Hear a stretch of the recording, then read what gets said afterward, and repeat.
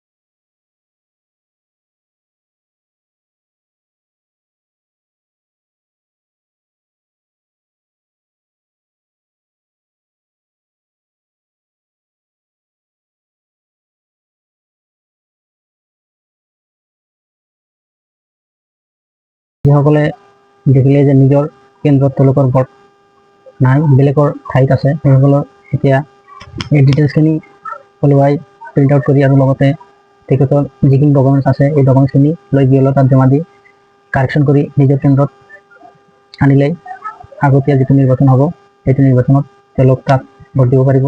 গতিকে এইটো ভিডিঅ' দেখি আপোনালোকে যিখিনি বুজিলে নিশ্চয় উপকৃত হ'ব বুলি আশা কৰিছোঁ। গতিকে যিসকলে নতুন চালে আমাৰ এই ভিডিঅ'খন, তেওঁলোকে আমাৰ চেনেলটো ছাবস্ক্ৰাইব কৰি পাশে থকা বেল আইকনটো অল প্ৰেছ কৰি ৰাখিব। কাৰণ এনেধৰণে নতুন নতুন ভিডিঅ' আপলোড কৰিলে আপোনালোকে নিশ্চয় আগতীয়াকৈ নটিফিকেশ্যন